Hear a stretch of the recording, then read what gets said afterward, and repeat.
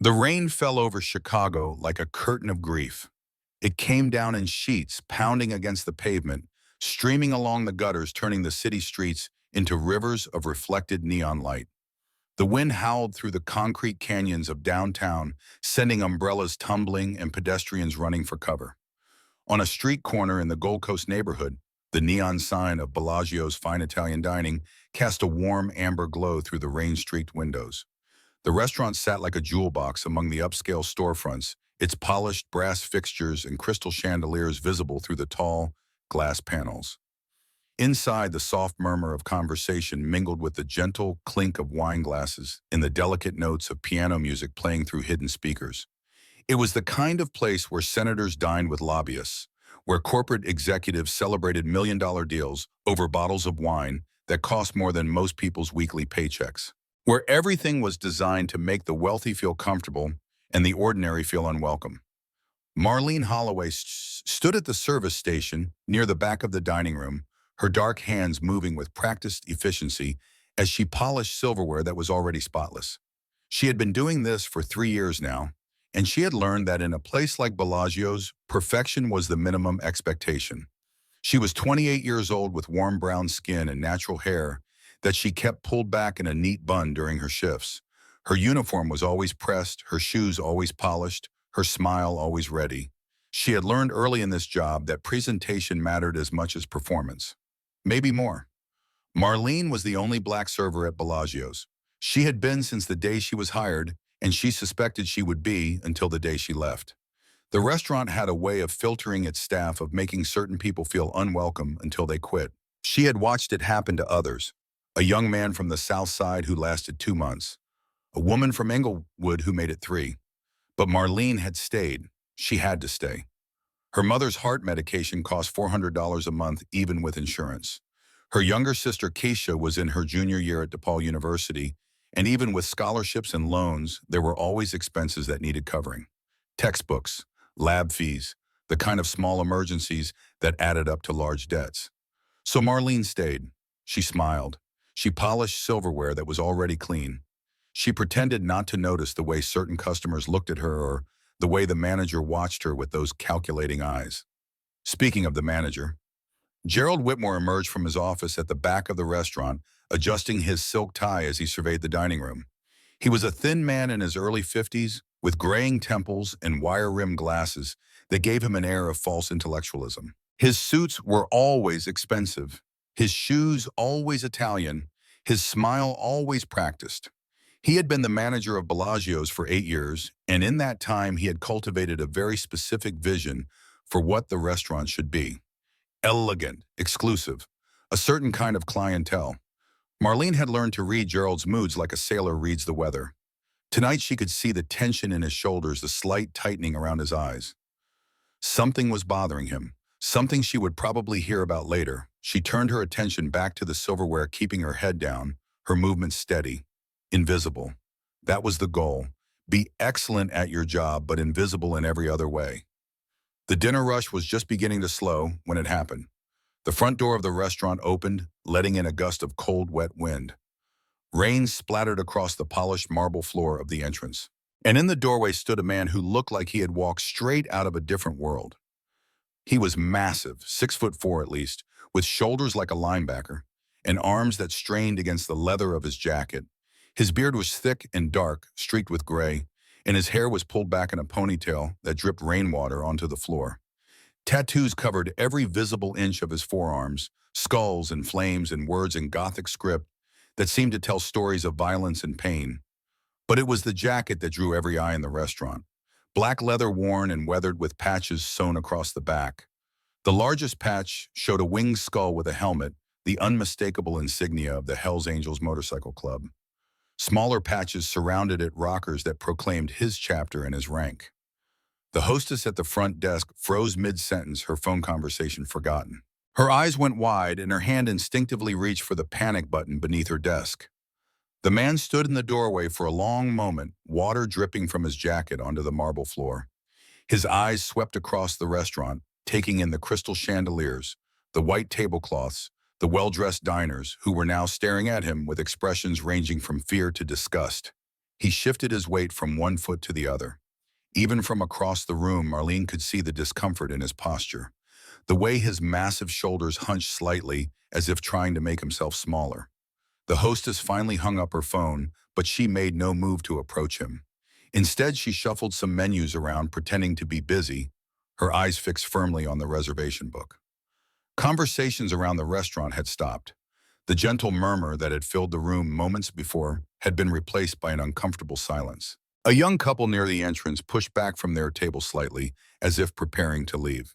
An elderly woman clutched her pearls in a gesture that might have been comical if it weren't so sad.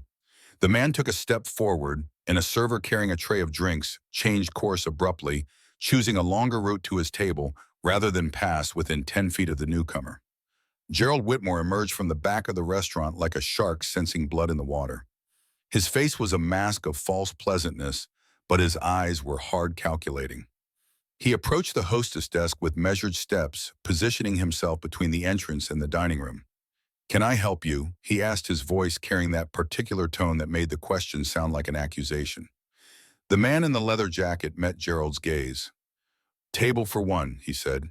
His voice was deep and rough, like gravel being crushed under truck tires.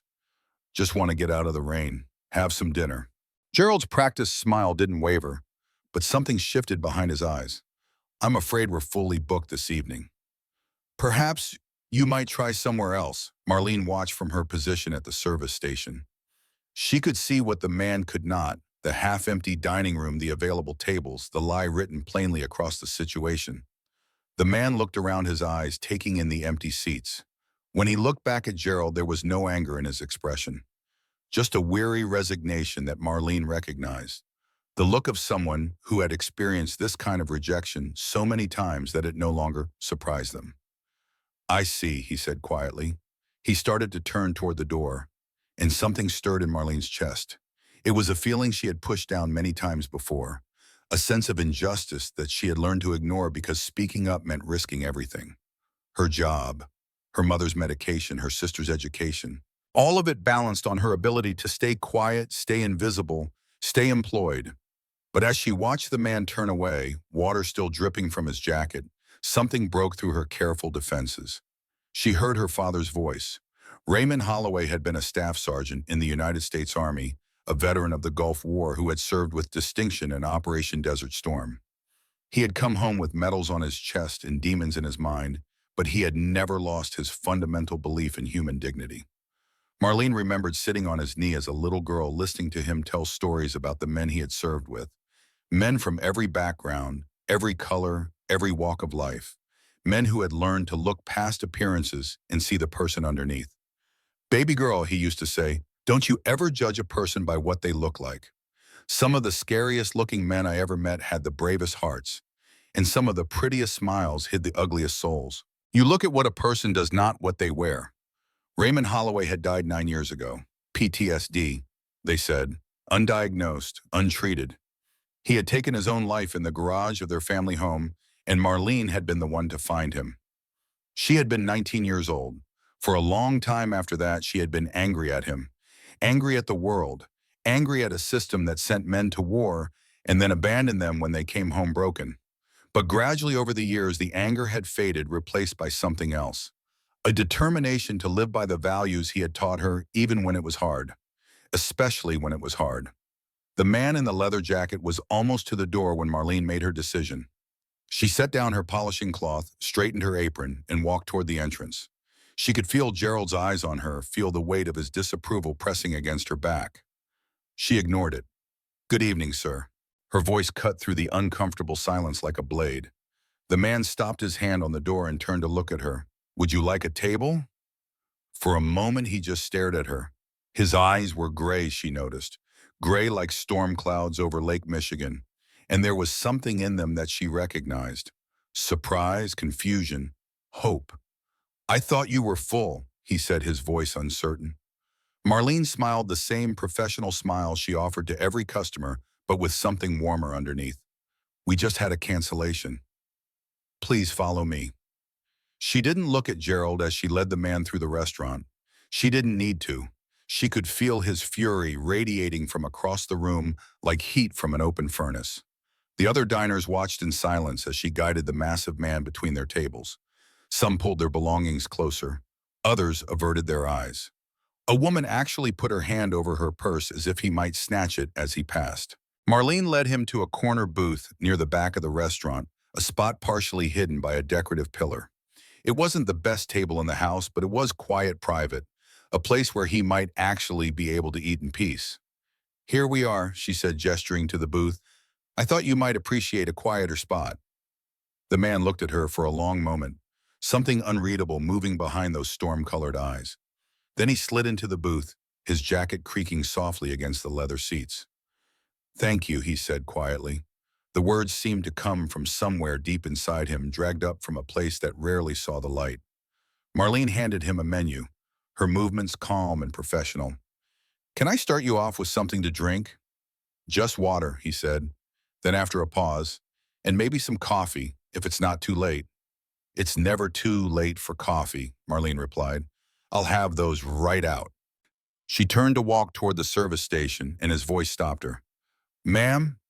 She looked back. He was holding the menu, but he wasn't looking at it. He was looking at her with an expression she couldn't quite identify. "Why?" he asked simply. Marlene understood the question. Why had she served him when no one else would? Why had she risked her job, her standing, her security for a stranger who looked like everything society feared? She thought about her father, about the lessons he had taught her, about the way he had looked at people, really looked at them, seeing past the surface to the person underneath. "Because you're a customer," she said simply, "and this is a restaurant." It wasn't the whole answer, but it was enough for now. She saw something shift in his expression, some of the tension leaving his massive shoulders. He nodded once slowly and turned his attention to the menu. Marlene walked back to the service station, her heart beating faster than normal. She could feel Gerald's eyes on her, could sense the confrontation that was coming. But for now, in this moment, she had done the right thing. Her father would have been proud. The man's name, she learned over the course of the evening, was Colton Briggs. Colt, he said when she asked what he preferred to be called. Just Colt. He ordered the pot roast, ate it slowly, and said little. But when Marlene came to refill his coffee, he began to open up bit by bit like a flower turning toward unexpected sunlight. He had been in the army, he told her. 8 years, 2 deployments to Afghanistan. He had been a sergeant responsible for a squad of young men barely out of high school. "Got out 5 years ago," he said, his rough voice softening slightly. "Been trying to find my feet ever since." Marlene recognized that tone. She had heard it from her father in the years before his death.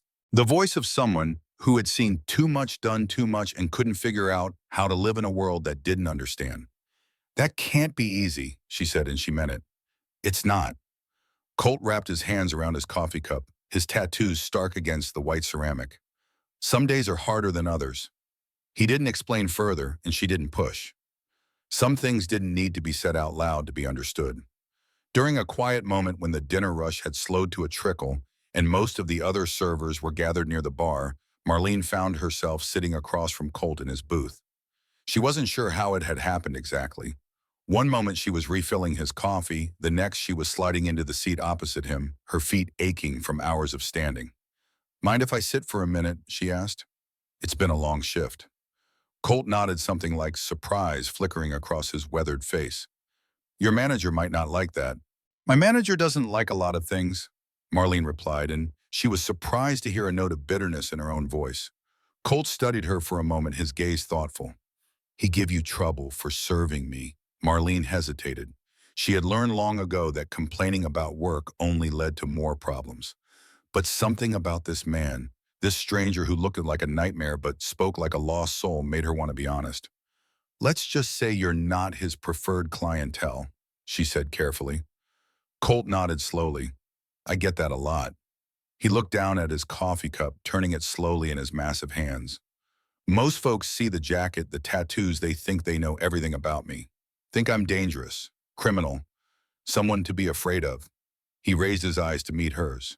"Truth is, most days I'm just a guy trying to get through, trying to figure out who I am now that I'm not who I used to be."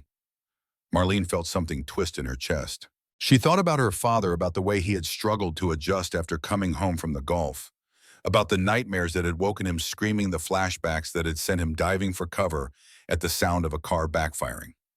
My father was in the service, she heard herself say. Gulf War. He had a hard time adjusting too. Colt's expression shifted. Had Marlene swallowed hard. He passed away 9 years ago. I'm sorry. The words were simple, but there was genuine feeling behind them. Not the empty condolences she had received from countless strangers over the years, but real sympathy from someone who understood. PTSD, she said quietly. They didn't catch it in time, didn't treat it properly. He couldn't live with what was in his head anymore. She wasn't sure why she was telling him this. She never talked about her father's death, not to anyone except her mother and sister. But something about Colt made the words come easier. Maybe it was the understanding in his eyes. Maybe it was the sense that he too carried wounds that no one could see. That's why I seated you, she said, meeting his gaze. My father always told me not to judge people by how they look. He said some of the scariest looking men he ever met had the bravest hearts. Colt was quiet for a long moment. When he spoke, his voice was rough with emotion. Your father sounds like he was a good man. He was.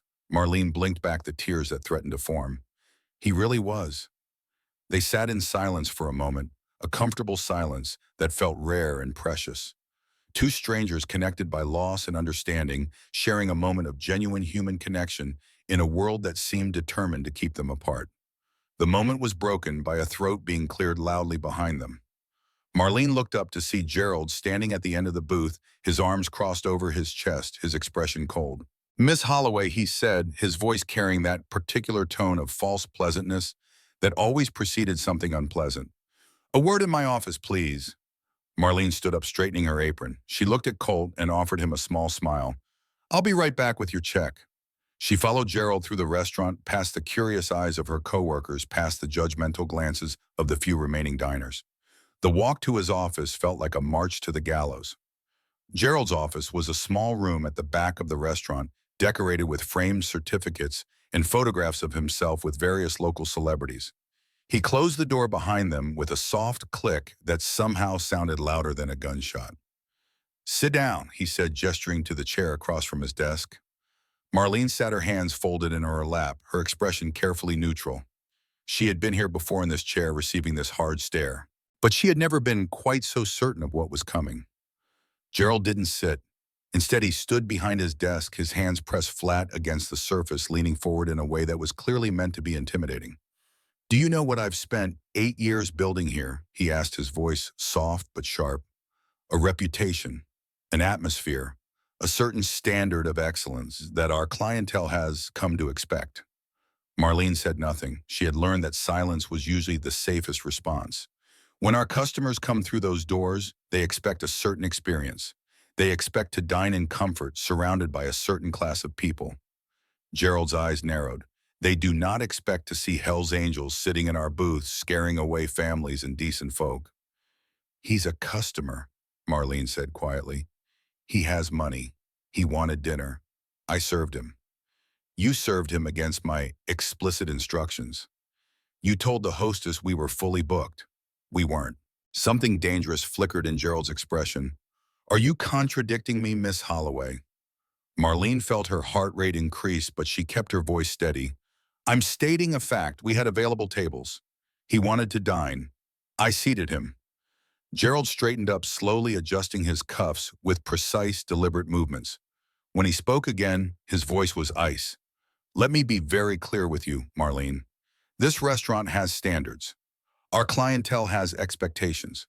And when someone walks through that door who doesn't meet those standards, who threatens the comfort of our paying customers, it is not your job to override my decisions.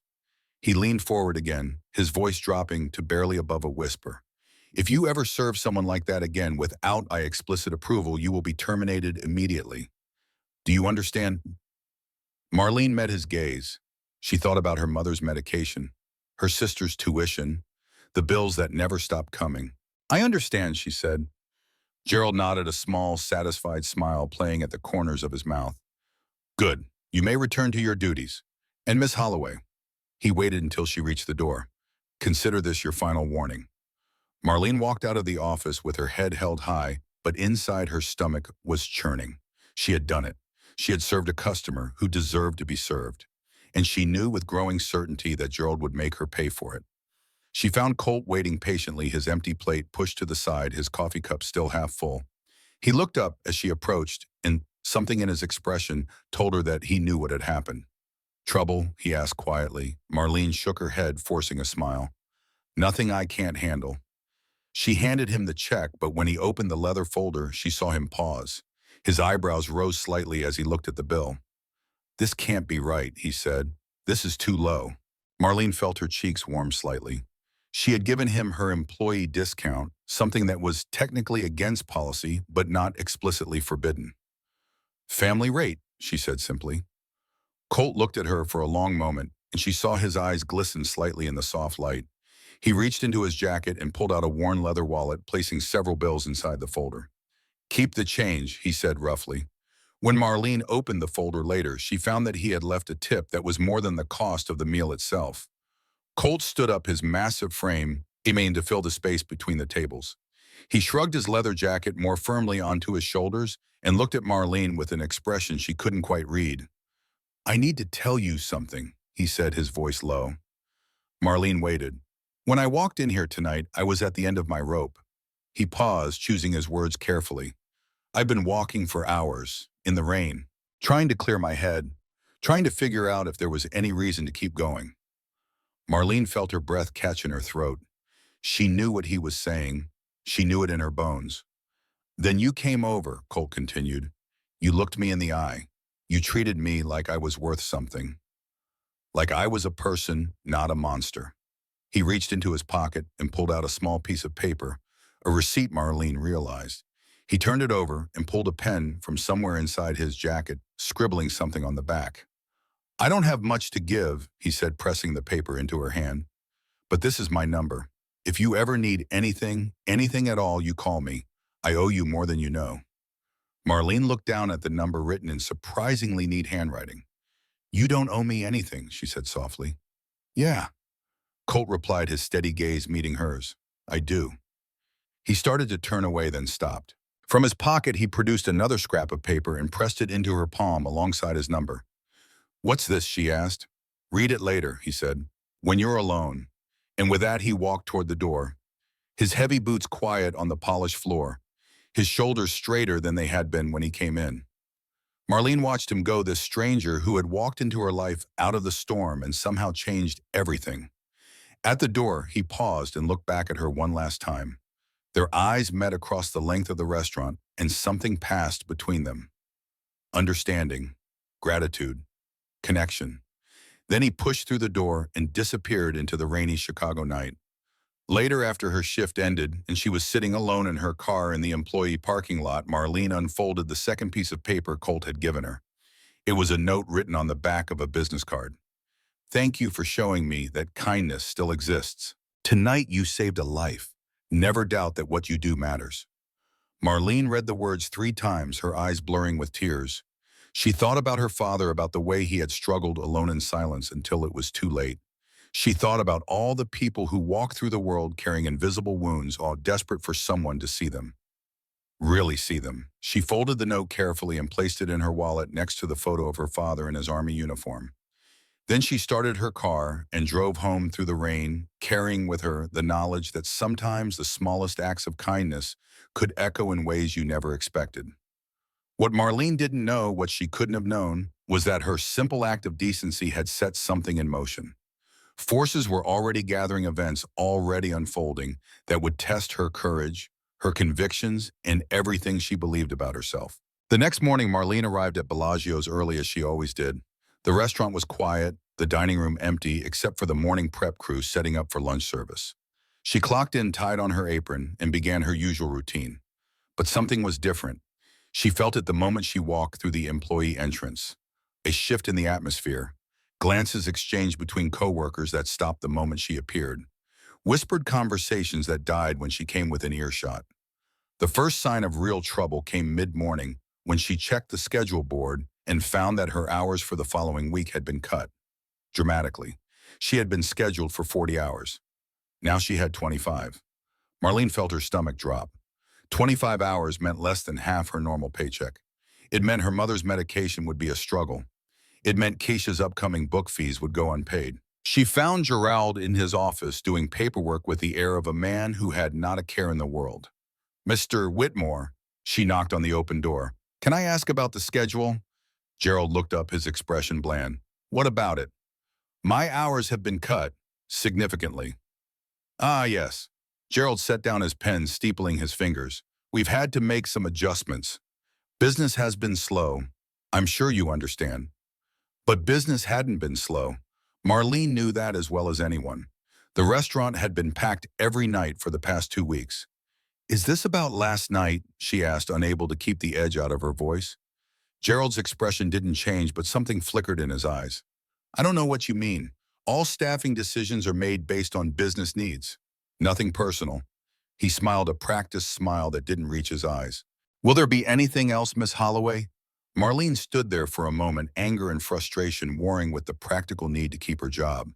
She thought about arguing, about demanding fairness, about pointing out the obvious retaliation. But she knew it would do no good. Gerald was careful. He always had been. He never said anything that could be used against him, never made threats that could be documented.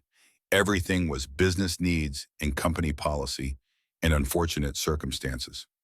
"No," she said finally, "nothing else."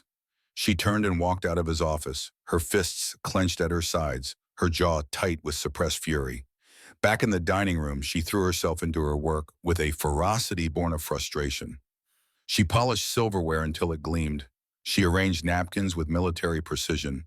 She did everything she could to prove that she was valuable, that she was worth keeping. But even as she worked, a small voice in the back of her mind whispered that it wouldn't be enough. Gerald had made his decision. He was just waiting for the right moment to finish what he had started. During her lunch break, Marlene sat in the employee break room, staring at her phone. She had pulled up her calculator app and was doing the math, trying to figure out how she could make 25 hours of work stretch to cover 40 hours of bills. It wasn't possible. The numbers didn't add up. They never did when you were poor. She thought about looking for another job, but the restaurant industry in Chicago was competitive, and she didn't have the connections or the references to easily move to another upscale establishment. Gerald would make sure of that. He had done it before to other employees who had left under bad circumstances. A few words in the right ears, a negative reference here and there, and suddenly no one was hiring. Marlene was trapped, and she knew it. Her phone buzzed with a text message. It was from Keisha. "Mom seems tired today. Came home from dialysis and went straight to bed. Think we should call the doctor." Marlene closed her eyes, feeling the weight of the world pressing down on her shoulders. Her mother's health had been declining for months, but they couldn't afford more specialist visits. The insurance only covered so much, and the deductibles were bleeding them dry. "Keep an eye on her," she texted back. "I'll call Dr. Patterson tomorrow and see if we can get an appointment." She didn't mention that she had no idea how they would pay for it. Some things were better left unsaid. The rest of her shift passed in a blur. She served customers with her usual efficiency, smiled her usual smile, pretended that everything was normal. But inside, she felt like she was slowly being crushed. It was near the end of her shift when she looked up and saw him. Colt was standing in the entrance of the restaurant, rainwater dripping from his leather jacket just like before. He looked around the dining room, searching until his eyes found hers. Her heart did something strange. A leap of recognition, of connection. And underneath it, a cold trickle of fear. If Gerald saw him here again, if he knew that Colt had come back specifically to see her. She glanced toward the manager's office. The door was closed. Gerald was inside on the phone, his back to the dining room.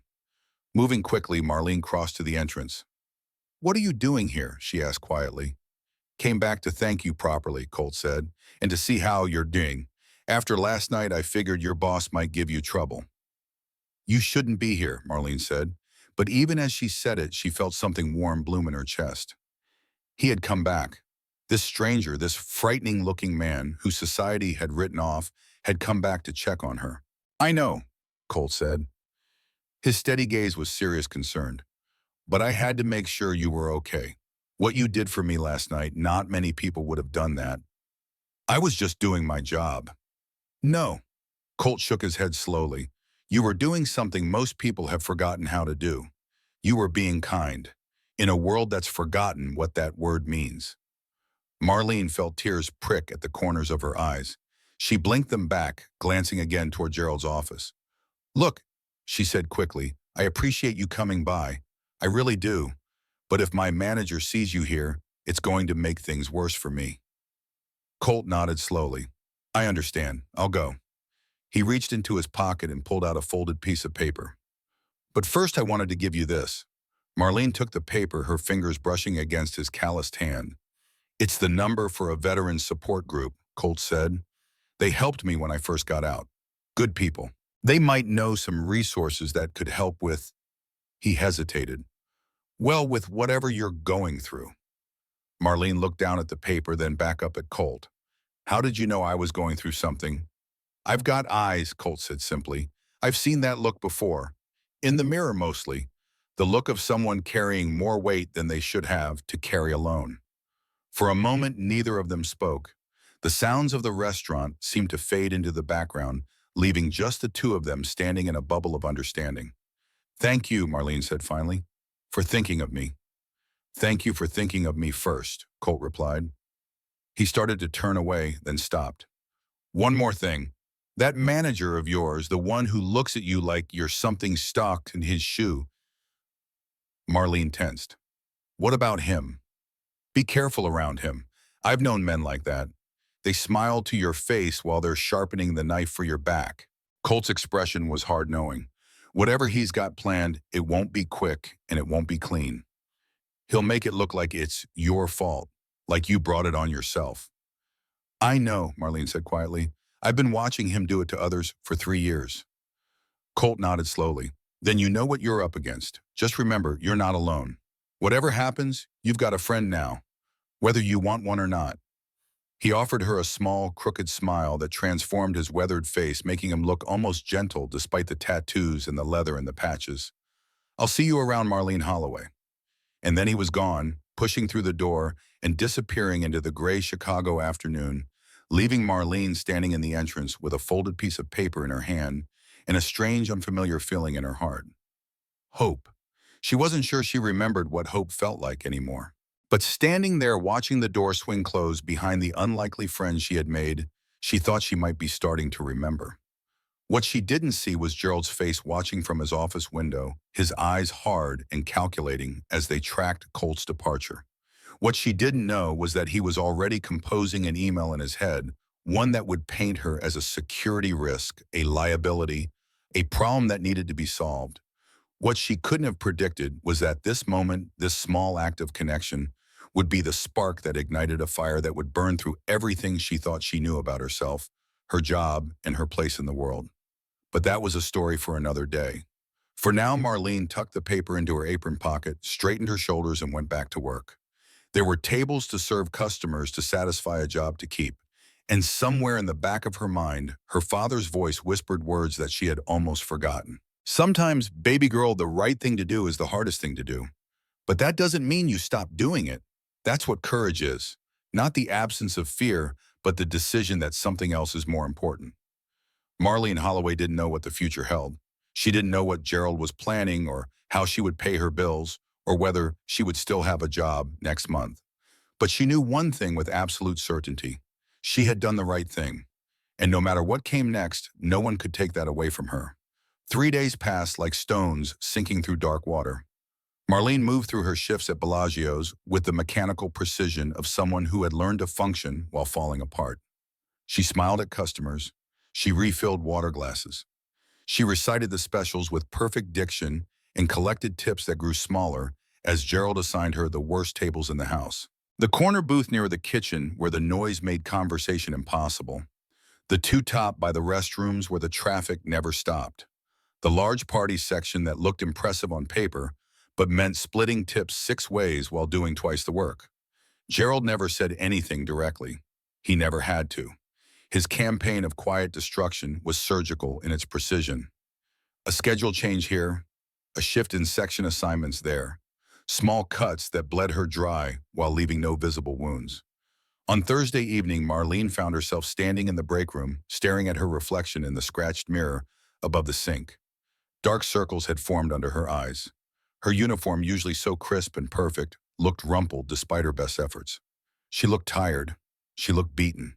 She looked like her father had looked in those last months before the end. The thought hit her like a physical blow. She gripped the edge of the sink, forcing herself to breathe, pushing down the grief that still lived in her chest after all these years.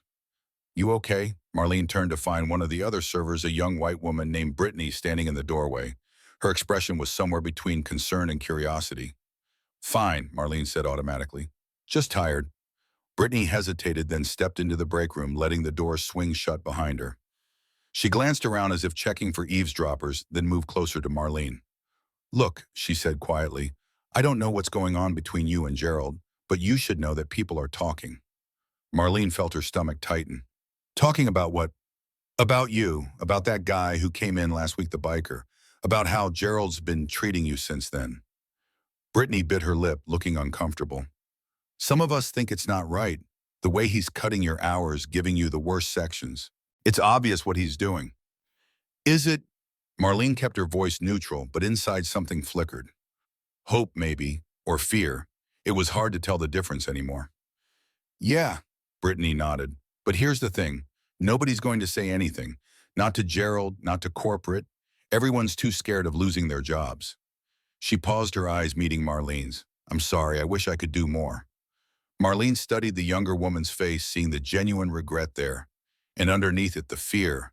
The same fear that kept everyone silent, that let men like Gerald operate with impunity. "It's okay," Marlene said finally. "I understand." And she did understand. She understood better than Brittany could possibly know, because she had been silent too once. Silent when Gerald had pushed out Marcus the server from the south side. Silent when he had made life impossible for Denisha, the hostess from Inglewood. Silent because speaking up meant risking everything and she had too much to lose. But silence had a cost too, a cost that compounded over time until one day you looked in the mirror and didn't recognize the person staring back. Brittany left, and Marlene stood alone in the break room thinking about silence, about complicity, about all the small surrenders that added up to a lifetime of regret. Her phone buzzed with a text message. It was from Keisha. "Mom's having a bad day. Can you come home early?" Marlene closed her eyes, feeling the weight of the world pressing down on her shoulders. Her mother needed her. Her job needed her. Her bills needed her. And she was only one person with only so many hours in the day and only so much strength left to give. She texted back, "I'll try. Love you." Then she straightened her apron, fixed her smile, and went back to work. Colt came back the next evening. Marlene saw him the moment he walked through the door, his massive frame filling the entrance, rain dripping from his leather jacket. But this time there was something different about his posture. His shoulders were straighter, his eyes were clearer. He looked like a man who had found something worth standing for. Gerald was in the dining room schmoozing with a table of well-dressed businessmen. He didn't see Colt enter, but Marlene knew it was only a matter of time before he did. She moved quickly, intercepting Colt before he could venture further into the restaurant. "You need to go," she said quietly, urgently. "Gerald's here. If he sees you again, he'll use it against me." Colt looked down at her, his expression searching her face. "That's exactly why I came. I heard some things about what he's doing to you." "From who?" "Doesn't matter. What matters is that I couldn't sit by and do nothing." Colt's jaw tightened beneath his thick beard. "Not after what you did for me." "Colt, please." Marlene glanced over her shoulder, checking Gerald's position. He was still engaged with the businessmen, but he could look up at any moment. "I appreciate it, I really do, but you being here is only going to make things worse." "Is it?" Colt tilted his head, studying her. "Or is that just what he wants you to believe, that you're alone, that nobody's got your back?" Marlene felt something crack inside her chest, a wall she had built over years of disappointment and betrayal. Because the truth was, she had spent so long being strong for everyone else that she had forgotten what it felt like to have someone be strong for her. "I'm not alone," she said quietly.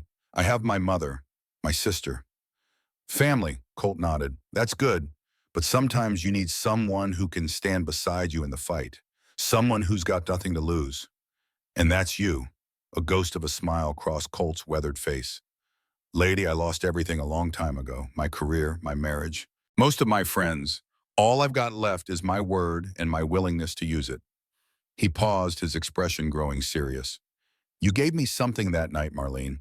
You probably don't even realize what it was." But I do. And I'm not the kind of man who forgets a debt. Before Marlene could respond, she heard a familiar voice behind her. Miss Holloway, may I ask what's going on here?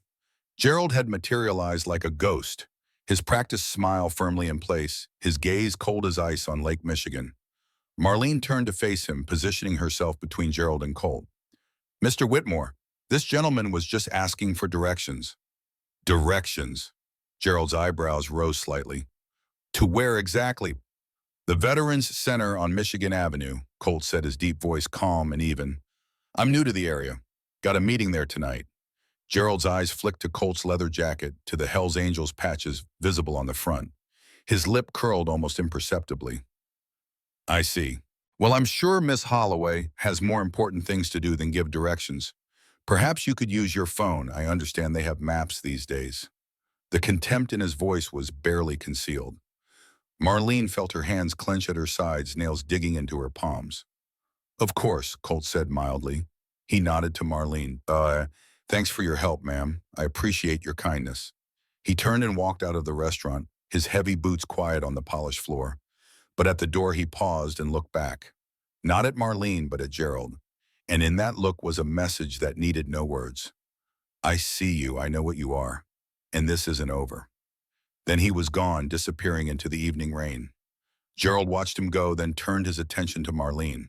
The practiced smile was still in place, but his eyes had hardened to something resembling hatred. Miss Holloway, he said softly, my office, now. Marlene followed him through the restaurant, past the curious eyes of her co-workers, past the oblivious diners enjoying their expensive meals. Each step felt like walking toward an execution. Gerald's office felt smaller than usual, the walls pressing in the air thick with the scent of his expensive cologne. He closed the door with a soft click and moved behind his desk, but he didn't sit. Instead, he stood there, hands pressed flat against the polished surface, staring at her with an expression of cold fury. I thought I made myself clear, he said, his voice barely above a whisper, about associating with certain elements. He was asking for directions, Marlene said, keeping her voice steady. I was being helpful to a potential customer. A potential customer? Gerald laughed, a short, harsh sound. That man is not a customer. He's a criminal, a gang member, the kind of person who drives away real customers, the people who actually matter to this establishment. He's a veteran, Marlene said quietly. He served his country for 8 years. I don't care if he served tea to the Queen of England. Gerald's voice rose slightly, then dropped again, controlled. He is not welcome in my restaurant, and you, Miss Holloway, seem determined to ignore that simple fact. Marlene felt something shift inside her, a spark of anger that she had kept tamped down for 3 years suddenly flaring to life. Your restaurant, she repeated. I thought it belonged to the company. Gerald's eyes narrowed. What did you say? I said I thought this restaurant belonged to the company, not to you personally. Marlene's voice was calm, but her heart was pounding. The company that has policies about treating all customers with respect. The company that claims to value diversity and inclusion. Don't lecture me about company policy. Gerald's thin face had flushed red. I've been running this establishment for 8 years. I know what's best for our clientele. Do you? Marlene felt the words coming now, unstoppable, like water breaking through a dam. Because from where I'm standing, it looks like you've spent 8 years pushing out anyone who doesn't fit your personal idea of what belongs here. Marcus Johnson, Denisha Williams. How many others before I started? Gerald went very still.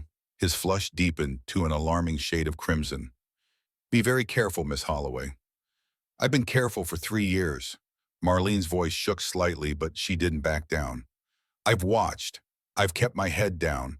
I've done everything you asked and more. And none of it matters, does it? Because I don't fit either.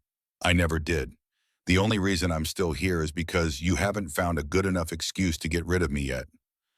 The silence that followed was absolute. Marlene could hear her own heartbeat, could feel the blood rushing in her ears.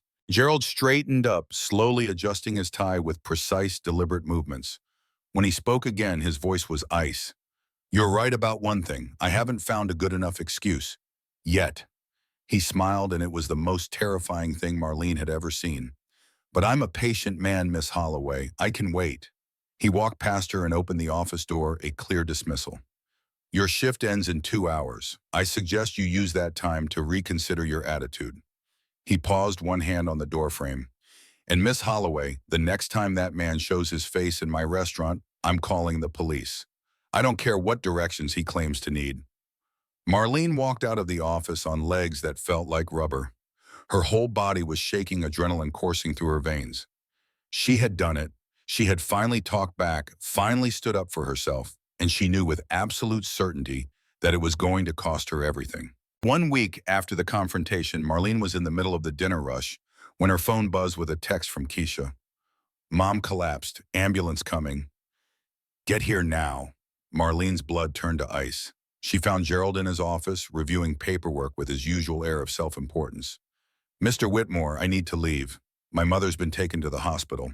It's an emergency. Gerald looked up slowly, his expression unchanged.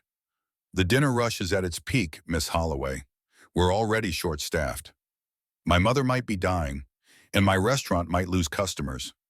Gerald leaned back in his chair, a mirthless expression crossing his face. Let me be very clear. If you walk out that door right now, don't bother coming back. Ever. Marlene stared at him, seeing for the first time the full depths of his cruelty. This wasn't about business. This wasn't about staffing. This was punishment. This was him forcing her to choose between her livelihood and her family, knowing that either choice would destroy something she loved. You can't do this, she whispered. I can do whatever I want. I'm the manager. Gerald's smile widened. So what's it going to be, Miss Holloway? Your job or your mother? The words hung in the air like poison.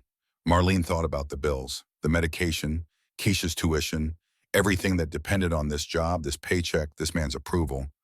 Then she thought about her mother lying in an ambulance, scared and alone. There was no choice. There had never been a choice. My mother, Marlene said quietly.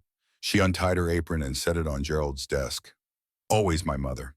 She turned and walked out of his office, her head held high, despite the tears streaming down her face. What she didn't see was Colt sitting in his usual booth, his phone raised, recording the entire conversation through the open office door. His expression was hard as stone, his jaw clenched with barely contained fury. He had heard everything, and he had captured every word. The hospital was a blur of fluorescent lights and antiseptic smells. Marlene found her mother in the cardiac unit, hooked up to monitors that beeped and whirred with mechanical indifference. Keisha was already there, her young face drawn with worry. The doctor says it was a minor heart attack. Keisha explained, her voice trembling. She's stable now, but they want to keep her for observation. Marlene sank into the chair beside her mother's bed, taking the older woman's frail hand in her own. Loretta Holloway looked so small, so fragile beneath the harsh hospital lights. The woman who had raised 3 children on her own, who had worked 2 jobs to keep food on the table, who had never complained about the hand life had dealt her. I'm here, Mama, Marlene whispered. I'm here. Her mother's eyes fluttered open, unfocused at first, then sharpening as they found Marlene's face. Baby girl, she murmured. You should be at work. Marlene felt tears spill down her cheeks. There's nowhere else I'd rather be. They sat together in the quiet of the hospital room, mother and daughter, while the machines kept their steady rhythm. Keisha had gone to get coffee, giving them a moment alone. I heard what happened, Loretta said softly. Keisha told me. About your mom, about the choice that man made you make. Marlene shook her head. It wasn't a choice, Mama. You know that. I know. Loretta squeezed her daughter's hand with surprising strength. But I also know what this job meant to you, what it meant for all of us. We'll figure it out. We always do. Loretta was quiet for a moment, her eyes distant. Your father would be proud of you, you know, standing up to that man, choosing family over fear. The mention of her father sent a fresh wave of emotion through Marlene. I just did what he taught me to do. Yes, Loretta smiled, a tired but genuine smile. You did, and that's exactly why he'd be proud. The next morning, Marlene met Yolanda at their usual spot, a small diner 2 blocks from her apartment. Her best friend since high school was already there, nursing a cup of coffee and looking worried. Girl, you look like you haven't slept in days, Yolanda said as Marlene slid into the booth. Because I haven't. Marlene wrapped her hands around the coffee cup the waitress set down. Everything's falling apart, yo. My job, my mom's health. I don't know how much longer I can keep all these balls in the air. Yolanda reached across the table and squeezed her hand. Marlene, listen to me. You've spent your whole life taking care of everyone else. Your mama, your sister, every customer who walks through that restaurant door. Maybe it's time you let someone take care of you for once. Who's gonna do that? Me, for starters. Yolanda's dark eyes were fierce. And that man, Colt, he came back because he believes in you, because you showed him something worth believing in. She paused. You don't have to carry this alone anymore. Marlene felt tears prick at her eyes. Before she could respond, her phone buzzed with a text from an unknown number. Miss Holloway, this is Barbara Wilson. I used to work at Bellagio's as a prep cook. I heard about what's happening with Gerald. I have information that might help. Can we meet before your corporate meeting? Marlene stared at the message, her heart racing. Who is it? Yolanda asked. Someone who might be able to help, Marlene replied slowly. Someone who's been where I am now. She typed back, yes, where and when. The response came quickly. There's a coffee shop on Oak Street near the park, tomorrow, 8 a.m. That same afternoon, Marlene's phone rang with a call from a number she didn't recognize. She answered cautiously. Miss Holloway, a crisp professional voice. This is Patricia Caldwell from corporate HR. I need you to come in for a meeting tomorrow morning, 10 o'clock. There are some concerns that have been raised about your employment situation. Marlene felt her stomach tighten. What kind of concerns? I'd rather discuss that in person. Please dress professionally and bring any documentation you feel is relevant to your case. A pause. And Miss Holloway, I would advise you to take this meeting seriously. After she hung up, Marlene sat in silence, trying to process what was happening. Gerald had made his move. Whatever he had told, corporate, whatever lies he had spun, she would have to face them head on. But now she had something she hadn't had before. Allies. Evidence. A chance to tell her side of the story. She called Colt. I need to see you, she said when he answered. Something's happening, and I think you should know about it. They met at the same small diner where she had talked with Yolanda, the place where nobody from Bellagio's would ever think to look. Colt was already there when she arrived, his massive frame squeezed into a booth by the window. Tell me everything, he said. So she did. The meeting with corporate, the mysterious text from Barbara Wilson, the sense that everything was coming to a head. When she finished, Colt reached into his jacket pocket and pulled out his phone. I've got something too, he said. Something that might change everything. He pressed play on a video. Marlene watched in shock as the scene unfolded on the small screen. Gerald's office, her own voice asking to leave for her mother. Gerald's cruel ultimatum. The moment she had chosen her family over her job. You recorded it, she breathed. I was sitting in my booth when you went into his office. The door was open enough that I could hear what was happening. Colt's jaw tightened. When I realized what he was doing, I started recording. I couldn't just sit there and let him destroy you. Marlene stared at the phone at the evidence that could change everything. This is illegal in Illinois, she said slowly. Recording someone without their consent. Maybe, but it's also the truth. Colt met her eyes, and sometimes the truth is worth breaking rules for. The next morning, Marlene arrived at the coffee shop on Oak Street 15 minutes early. She was nervous, uncertain of what to expect from this mysterious Barbara Wilson.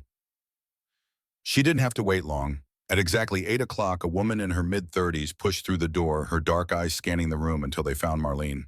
She was short and stocky, with strong hands, and her hair pulled back in a practical ponytail.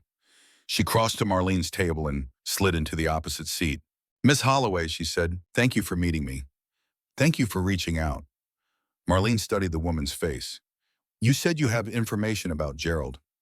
Barbara nodded, wrapping her hands around her coffee cup. I worked at Bellagio's for 8 months, in the kitchen. I was good at my job. Never late, never complained, always did more than was asked. She paused, her jaw tightening. But Gerald didn't like me. From the first day, he made that clear. Little comments about my background, questions about where I came from, even though I was born and raised in Milwaukee. He would come into the kitchen and watch me work, looking for mistakes, waiting for me to slip up. Marlene felt a cold recognition settling in her chest. She knew this story. She had lived this story. What happened? She asked quietly. One night there was a problem with a customer's order. The steak was overcooked. It wasn't my fault. I didn't even cook it. But Gerald blamed me, screamed at me in front of the entire kitchen staff, called me names, said I didn't belong in a place like Bellagio's. She looked up, her eyes meeting Marlene's. I quit that night. I couldn't take it anymore. But before I left, I did something. She reached into her jacket pocket and pulled out a small device. The kitchen has security cameras, but they don't record audio. So I started carrying this, a voice recorder. I used it whenever Gerald came into the kitchen. She placed the recorder on the table between them. There are 6 recordings on here. Gerald saying things that would end his career if anyone heard them. Racist comments, threats, admissions of how he's pushed out employees he didn't want. Marlene stared at the recorder, her heart pounding. Why didn't you use this before? Because I was scared. Barbara's voice cracked slightly. I needed to find another job. I have kids to feed. I couldn't afford to make enemies to be known as a troublemaker. She pushed the recorder toward Marlene. But then I heard about what's happening to you, about how you stood up to him. And I realized that if I don't speak up now, he's going to keep doing this, to you, to whoever comes after you. She met Marlene's eyes with fierce determination. I'm tired of being scared. Take the recordings, use them. Make sure that man never does this to anyone else. Marlene picked up the recorder, feeling its weight in her hand. Such a small thing, such a powerful weapon. Thank you, she said, her voice thick with emotion. You don't know what this means. I think I do. Barbara stood up, adjusting her jacket. Good luck today, Miss Holloway. I hope you destroy him. Then she was gone, disappearing into the morning crowd, leaving Marlene alone with evidence that might change everything. The corporate office was located in a sleek high-rise in the Loop, all glass and steel and carefully cultivated corporate blandness. Marlene rode the elevator to the 15th floor, clutching a folder that now contained her own documentation, Brittany's USB drive, Barbara's recorder, and Colt's video saved to her phone. 4 weapons, 4 chances to tell the truth. Patricia Caldwell met her in the reception area, her expression unreadable. Miss Holloway, thank you for coming. Please follow me. She led Marlene down a corridor lined with framed photographs of smiling employees and inspirational quotes about teamwork and excellence. The conference room at the end was larger than the one at the restaurant, with floor-to-ceiling windows that offered a stunning view of the Chicago skyline. Gerald was already there. He sat at one end of the long table, his posture rigid, his face a mask of barely concealed hostility. Beside him sat a man Marlene didn't recognize, middle-aged and balding, with the look of a lawyer. Patricia gestured for Marlene to sit at the opposite end of the table, then took a seat in the middle, positioning herself as a neutral arbiter. Thank you both for coming, she began. As you know, we've been conducting an investigation into the allegations raised in this matter. Both parties have had the opportunity to submit documentation and witness statements. She opened a folder in front of her. Mr. Whitmore, you've alleged that Miss Holloway has violated company policy by associating with individuals who may pose a security risk to the establishment and by insubordination in refusing to follow your directives. You've submitted photographic evidence and written statements from several staff members. Gerald nodded, a smug smile playing at the corners of his mouth. Miss Holloway, you've alleged that Mr. Whitmore has engaged in a pattern of discriminatory behavior toward minority employees, including yourself. You've submitted documentation of schedule changes, section assignments, and a list of former employees who you claim were forced out under similar circumstances. Patricia looked up from her folder. Before we proceed, I want to give both parties an opportunity to add any additional evidence or testimony they wish to present. Gerald's lawyer leaned forward. Mr. Whitmore has nothing to add. The evidence speaks for itself. Miss Holloway's behavior has been inappropriate, and her accusations are clearly an attempt to deflect from her own misconduct. Patricia turned to Marlene. Miss Holloway, Marlene took a deep breath. This was it, the moment everything hinged on. Actually, she said, her voice steady despite the pounding of her heart, I do have additional evidence to present. She opened her folder and placed the USB drive on the table. This drive contains emails, text messages, and notes provided by a current employee who wishes to remain anonymous. They document a pattern of discriminatory behavior by Mr. Whitmore spanning at least 2 years. Gerald's face darkened, but he remained silent. Marlene then placed Barbara's recorder on the table. And this is a voice recorder containing audio recordings made by a former employee during her time at Bellagio's. The recordings capture Mr. Whitmore making racist comments, threats, and admissions about his efforts to push out employees he considers undesirable. The smugness drained from Gerald's face. His lawyer's eyes widened. "This is outrageous," Gerald sputtered. "Those recordings were made without my consent. They're illegal. They can't be used as evidence." "Illinois is a two-party consent state," his lawyer added quickly. "Any recordings made without all parties' knowledge are inadmissible." Patricia held up a hand. "We're not in a courtroom, Mr. Whitmore. This is an internal investigation, not a legal proceeding. Company policy allows us to consider any evidence that helps us understand what happened." She picked up the recorder, turning it over in her hands. "Miss Holloway, do you know what's on these recordings?" "I haven't listened to all of them," Marlene admitted, "but the person who provided them told me they contain statements by Mr. Whitmore that clearly demonstrate discriminatory intent." Patricia looked at Gerald, then at his lawyer, then back at the recorder. "I think we need to hear what's on this device." She pressed play. The first recording was scratchy, filled with kitchen sounds, the clatter of pots and pans, the hiss of burners. But Gerald's voice came through clearly. "I don't care how good she is at her job. I don't want her kind in my kitchen. Find a reason to write her up." The second recording was clearer. "The problem with diversity hires is they think the rules don't apply to them. They come in here with their attitudes and their grievances and expect us to bend over backwards to accommodate them. Not in my restaurant." The third recording made Marlene's blood run cold. "Holloway thinks she's untouchable because she's black. Thinks corporate will protect her if she cries racism. But I've been doing this for 8 years. I know how to get rid of people without leaving fingerprints. By the time I'm done with her, she'll be begging to quit." Patricia stopped the recording. The silence in the conference room was absolute. Gerald's face had gone from red to white. His lawyer was staring at the recorder as if it had turned into a snake. "Mr. Whitmore," Patricia said, her voice ice cold, "would you care to explain these recordings?" "They are fake," Gerald said, but his voice lacked conviction. "Doctored. Anyone could have made those." Patricia opened another folder, one that had been sitting untouched at her elbow throughout the meeting. "Actually, Mr. Whitmore, I have something else to share." Her voice was calm but carried an edge of steel. "What Miss Holloway doesn't know, what no one outside of corporate leadership knows, is that we've been conducting our own investigation into your management practices for the past 3 months." Gerald's face went from white to gray. "We received anonymous complaints from former employees. Allegations of discrimination, harassment, hostile work environment. At first, we weren't sure what to make of them. Your performance reviews have always been excellent. The restaurant's numbers have always been strong." She pulled several documents from the folder. "But we started digging, quietly. We reviewed employee turnover rates at your location compared to others in the chain. We analyzed the demographics of who was leaving and why. We interviewed former staff members who had signed separation agreements." Patricia looked directly at Gerald, her gaze unwavering. The pattern was unmistakable. "In 8 years under your management, Bellagio's has had a turnover rate for minority employees 3 times higher than any other location in our chain. Every single one of them left under circumstances that individually seemed explainable, but taken together they painted a very clear picture." She closed the folder. "Miss Holloway's evidence, the recordings, the documentation, the testimony, it's not the beginning of our case against you, Mr. Whitmore. It's the end. The final piece of a puzzle we've been assembling for months."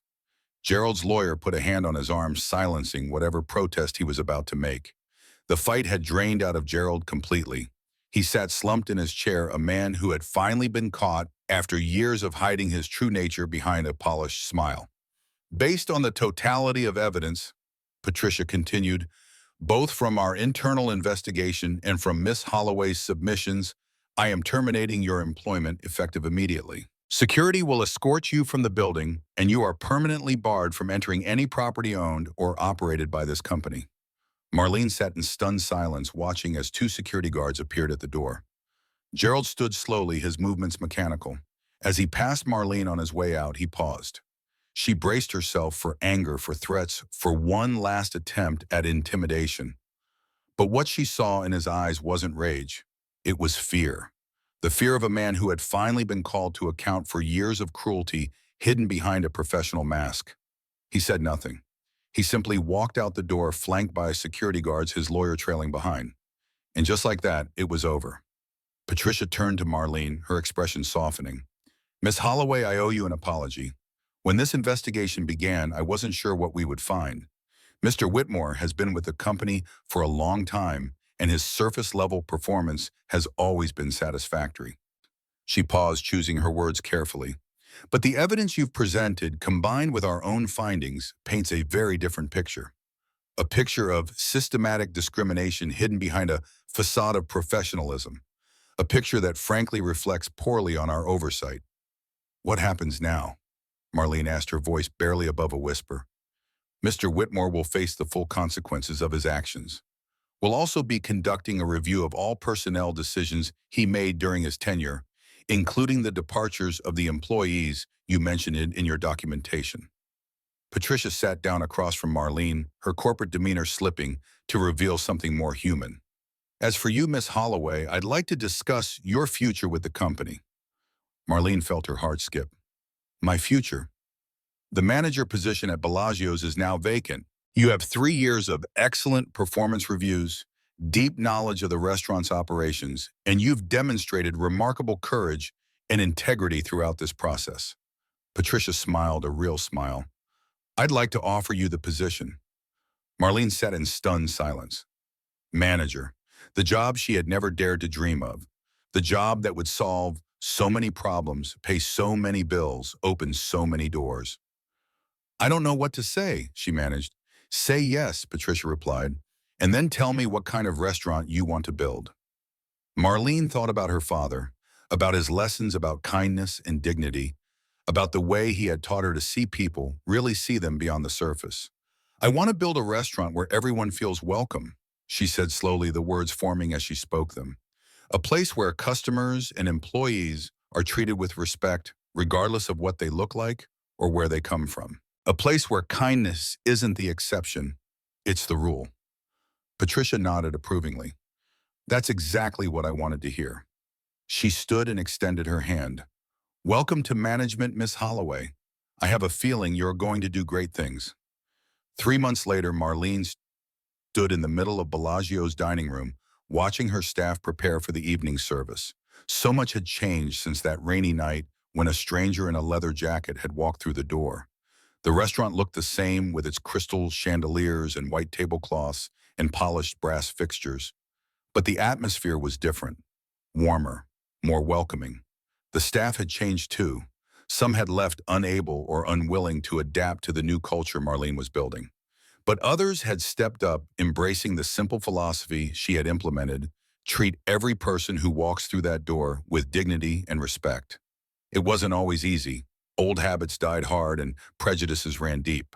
But slowly, shift by shift, the restaurant was transforming into the kind of place Marlene had always wished it could be. Her phone buzzed with a text message. It was from Keisha. "Mom's doing great today. Doctor says her new medication is working. Thanks for everything, sis. Love you." Marlene smiled, feeling warmth spread through her chest. Her mother's health had stabilized in the weeks since Marlene's promotion. The better insurance, the reduced stress, the ability to afford proper care, and all of it had made a difference. Some problems couldn't be solved with money, but some could. And having enough for once, having security, having stability, it changed everything. The front door opened, letting in a gust of autumn wind. Marlene looked up automatically, ready to greet whoever had arrived. It was Colt. He stood in the entrance, looking so much like he had that first night. The massive frame, the leather jacket, the patches proclaiming his Hells Angels affiliation. But something was different about his posture. His shoulders weren't hunched against the weight of expected rejection. His expression wasn't braced for disappointment. He looked comfortable, at ease, like a man who knew he was welcome. Marlene crossed the dining room to greet him, a genuine smile spreading across her face. "Table for one?" she asked, echoing the words she had spoken 3 months ago. Colt grinned, the expression transforming his weathered face. "Same spot as usual. It's waiting for you." She led him through the restaurant, noting with quiet satisfaction that no one stared. No one whispered. No one pulled their belongings closer or averted their eyes. The staff nodded at Colt as he passed some, even offering small smiles. He was a regular now, part of the community she was building. They reached his corner booth, the same one where they had first talked, where everything had begun. Colt slid into his seat, his jacket settling around him like familiar armor. "Place looks good," he said, looking around. "Feels different." "It is different." Marlene sat across from him, something she allowed herself to do occasionally now that she was the boss. Or at least it's becoming different. Change takes time. Always does. Colt's steady gaze met hers. "How are you holding up, being the big boss and all?" Marlene laughed softly. "Some days are harder than others. There's so much I didn't know about running a restaurant. Inventory, scheduling, dealing with corporate. It's a lot. But, but I love it." She felt the truth of the words as she spoke them. "I love being able to make decisions, to set the tone, to build something that matters." Colt nodded slowly. "You're good at it. I can tell just by looking around. The staff seems happy, relaxed. That starts at the top." A server appeared with Colt's usual order, pot roast and black coffee, setting it down with a friendly smile before disappearing to her other tables. "You trained them well," Colt observed, cutting into his pot roast. "Nobody flinched when I walked in. Nobody whispered." "That's the whole point, isn't it?" Well, Marlene leaned back in her seat. "Every person who walks through that door deserves the same welcome, the same respect. Doesn't matter what they look like or what they're wearing or what assumptions someone might make about them." "Not everyone believes that." "No, but I do, and now this restaurant does too." She paused, watching him eat. "What about you?"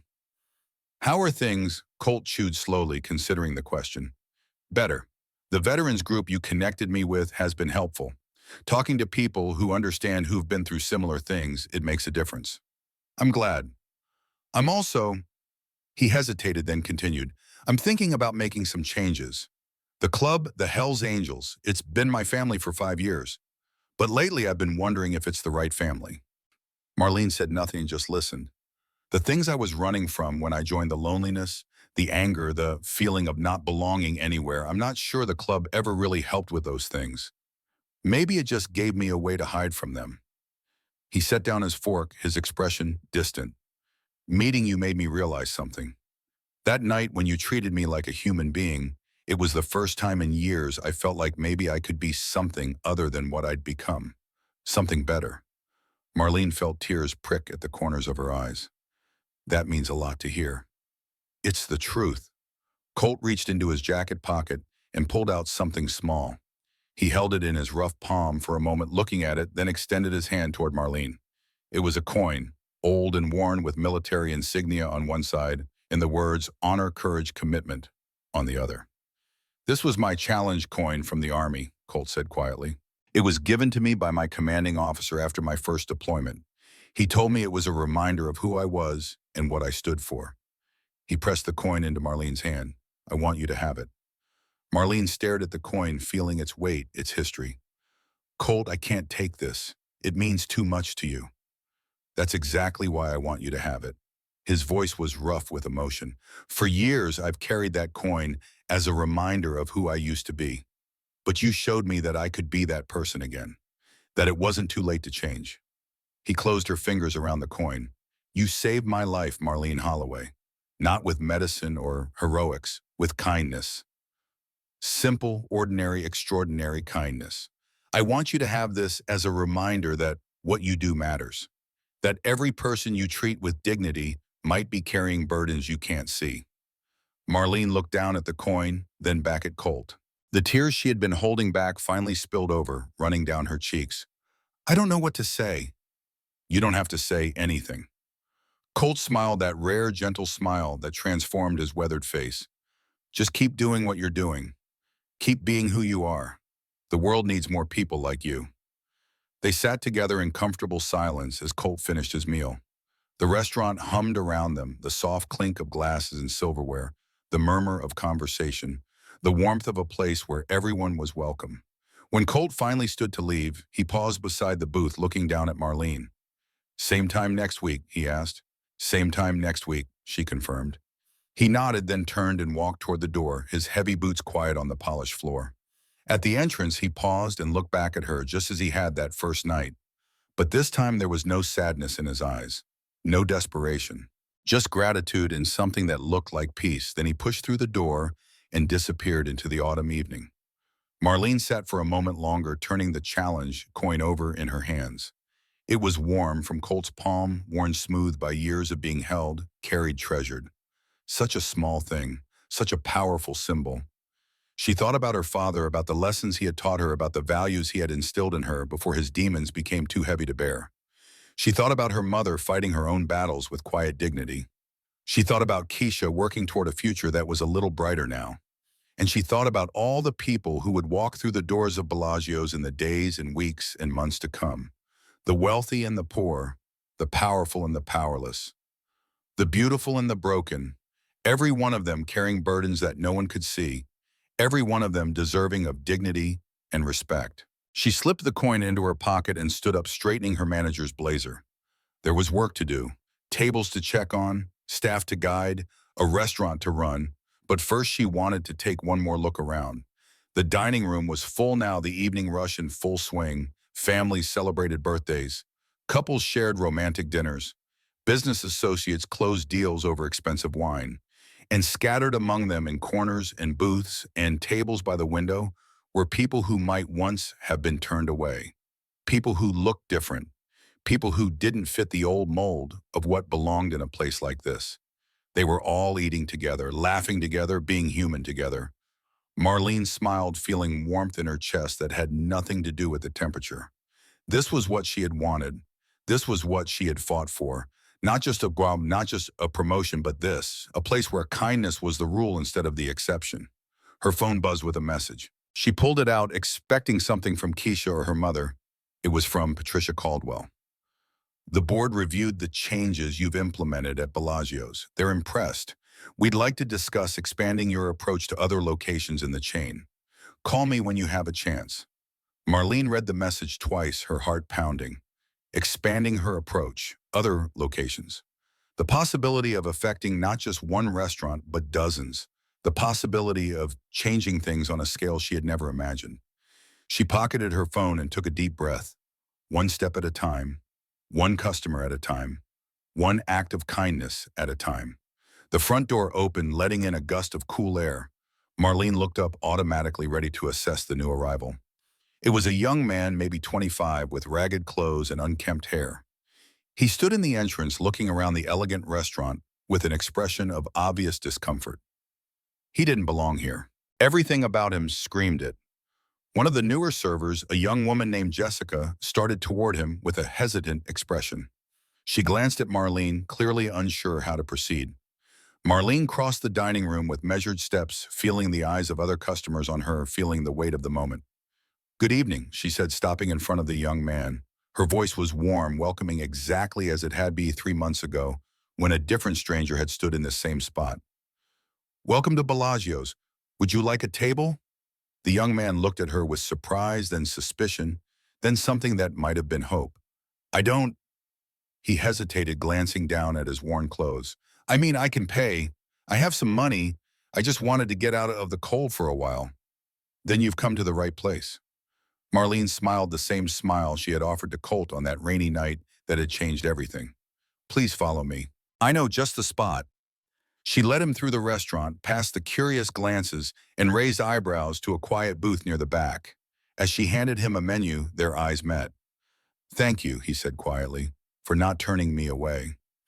"Everyone deserves a warm meal and a kind word," Marlene replied. "That's what this place is about." She left him to study the menu and returned to her post in the middle of the dining room. Jessica was watching her, a question in her eyes.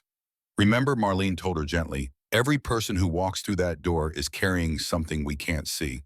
Our job isn't to judge them, it's to serve them, to make them feel welcome, even if it's just for one meal."